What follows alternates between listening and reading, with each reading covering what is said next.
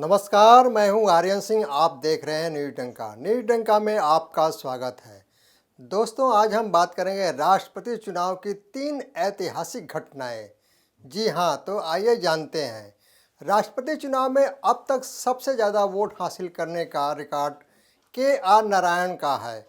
उन्होंने 1997 में 9.56 लाख मूल्य के मत हासिल किए थे, जबकि उनके मुकाबले टी.एन. शेषन को सिर्फ 50,631 मूल्य के वोट मिले थे। इसके बाद 2002 में ए.पी.जे. अब्दुल कलाम ने 9.23 लाख वोट का रिकॉर्ड बनाया था। उनकी प्रतिद्वंदी लक्ष्मी सहगल को 10,73,066 वोट मिले थे। सबसे कम वोट से जीतने का रिकॉर्ड बी गिरी का है। उन्होंने 1969 में कांग्रेस के आधिकारिक उम्मीदवार नीलम संजीव रेड्डी को बहुत कड़े मुकाबले में हराया था। 1950 में डॉक्टर राजेंद्र प्रसाद और 1977 में नीलम संजीवा रेड्डी बिना मुकाबले के निर्विरोध चुने गए थे।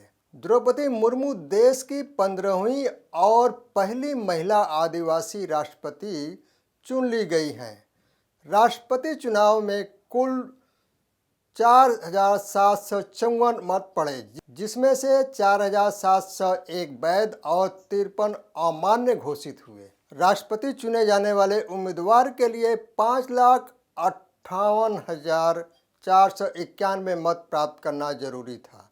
द्रौपदी मुर्मू ने 2,824 प्रथम वरीयता वोट हासिल किए, जिनकी वोट मूल्य 6,76,808 है। इस तरह औपचारिक रूप से उनके चयन का ऐलान हो गया। उन्होंने राष्ट्रपति पद के लिए 6,408% वोट प्राप्त किए।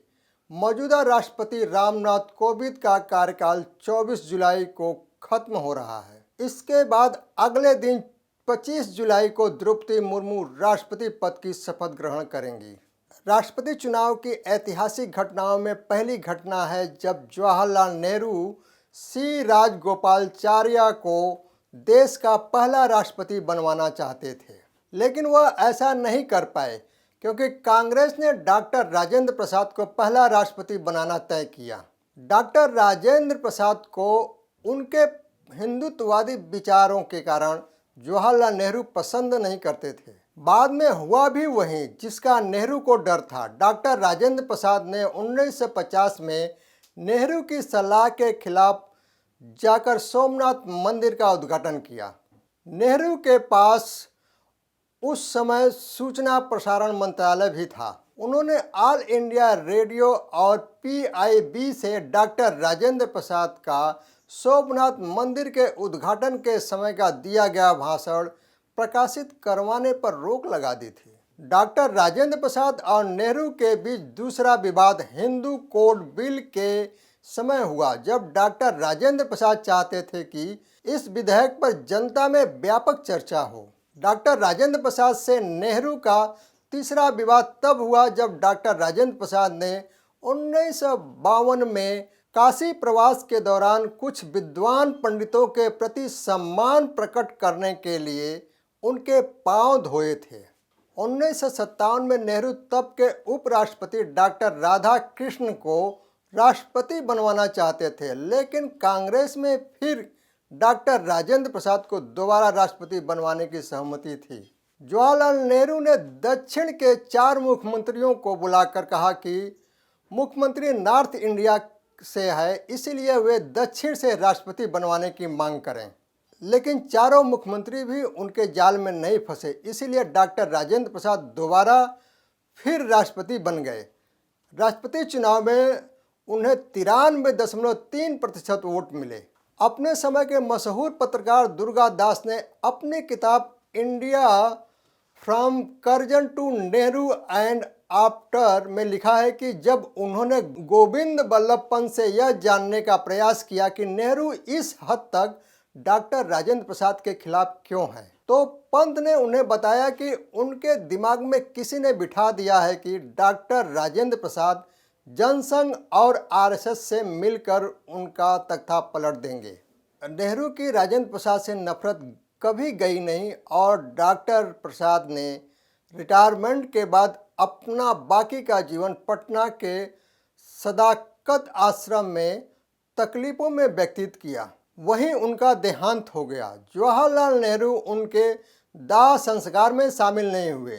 पत्रकार दुर्गा दास के अनुसार नेहरू ने राष्ट्रपति डॉक्टर राधाकृष्णन को भी दाह संस्कार में जाने से रोका था, लेकिन उन्होंने नेहरू की सलाह नहीं मानी। तीसरा दिलचस्प किस्सा 1969 का है, जब इंदिरा गांधी ने कांग्रेस के आधिकारिक उम्मीदवार नीलम संजीवा रेड्डी के खिलाफ निर्दलीय उम्मीदवार वीबी गिरी को खड़ा किया। वीबी गिरी को खड़ा करके कांग्रेसी सांसदों और विधायकों को आत्मा की आवाज़ पर वोट देने की अपील की थी। नीलम संजीवा रेड्डी को 48.7% और वीबी गिरी को 50.2% वोट मिले। इतिहास में सबसे कम मार्जिन से वीबी गिरी ही राष्ट्रपति बने हैं। हालांकि 1977 में उन्हीं इंदिरा गांधी ने इस बार जनता पार्टी के उम्मीदवार बने नीलम संजीवा रेड्डी का समर्थन किया और वह निर्विरोध चुने गए। वैसे भी 1977 में करारी हार के बाद इंदिरा गांधी के पास अपने उम्मीदवार को लड़ाने के लिए पर्याप्त सांसद नहीं थे। जहां तक जाति समीकरण और सामाजिक न्याय की बात है तो कांग्रेस में के.आर. नारायण को छोड़कर हिंदू अपर कास्ट या मुस्लिम ही राष्ट्रपति बने। के.आर. नारायण को दलित बताया गया था, हालांकि वह धर्म परिवर्तन करके ईसाई बन चुके थे। इसीलिए वास्तव में रामनाथ कोविंद भारत के पहले दलित राष्ट्रपति बने। अनुसूचित जाति और अनुसूचित जनजाति या राष्ट्रपति बनवाने का श्रेय भाजपा और नरेंद्र मोदी को ही जाता है। पहले जनसंघ और बाद में भाजपा को ब्राह्मण बनियों की पार्टी कहा जाता रहा, लेकिन भाजपा को 3 राष्ट्रपति बनवाने का मौका मिला। इनमें से पहला मुस्लिम, दूसरा दलित और अब तीसरा आदिवासी है।